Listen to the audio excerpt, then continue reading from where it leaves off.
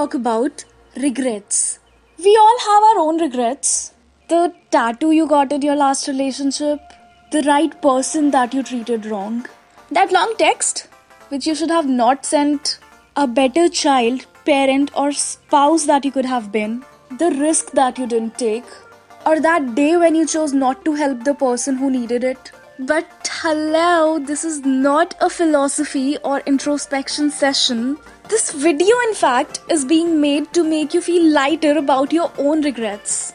So back in 1976, when the company Apple Computers was founded by Steve Jobs and Steve Wozniak for the first time, there was one other person, Ronald Wayne, with them. And thus, the foundation of the company was kept by this trio. Wayne and Jobs knew each other since they worked together at Atari. At that time, Wozniak and Jobs were just 21 and 25 years old.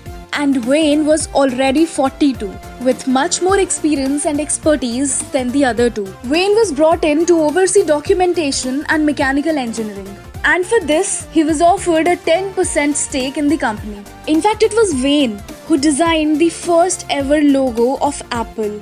And he wrote the manual of the first ever computer of the company. The logo, although, was changed in less than a year to the logo that exists today. Wayne also typed the agreement that stated the role of all three. Jobs and Wozniak also thought that they'll use Wayne as a tiebreaker when they'll not be able to come up to a common ground. Apple Computers got its first ever contract with a Bay Area computer shop for 100 computers. To fulfill their first order, Jobs took a loan of $15,000. Wayne thought that if things didn't go as they are planned, the entire burden of repayment is going to fall upon his shoulders. As Wozniak and Jobs were both broke, on the other hand, Wayne had a house and assets. What happened after this in this series is what is discussed till today and what will always be discussed. Wayne sold his shares back to Wozniak for $800. He left Apple in less than 12 days of founding it. Wayne sold the shares of a company that was going to be a multi-billion-dollar company that it is today. The Daily Mail, in an article, called Wayne as the unluckiest man in the world. In an interview with the Daily Telegraph, Wayne said, "I felt the enterprise would be successful, but at the same time there could be bumps, and I just couldn't risk it. I had already had a rather unfortunate business experience before. I was getting too old and those two were really young. It was like having a tiger by the tail, and I couldn't keep up with those guys. Would I like to be rich? Everybody would like to be rich, but I couldn't keep up the pace.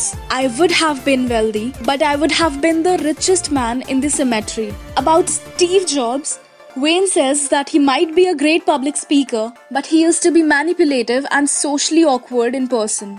In 2013, he told the Daily Mail, if you had your choice between Steve Jobs and an ice cube, you would nestle up to the ice cube for warmth. It was essentially his way, or the highway, in many of his business decisions. He was focused and had a determined attitude. If he had some place he wanted to be, the last place you would want to be would be between him and that place where he wants to be. Because you would end up having a footprint on your forehead. Although Wayne had always said that he holds no regrets for what happened back in 1976. He, however, regrets selling the contract of the company for $500 that was later auctioned for $1.6 million. According to Wayne, selling the original initial Apple contract for such a small price is his only Apple regret. People call him unfortunate, and that's because after leaving Apple, he worked as an employee for shops and companies where he was paid a salary that was only a fraction of what he could have made at Apple. After his retirement in his 80s, Wayne started living in Nevada Mobile Home Park, selling stamps and rare coins. So what do you think?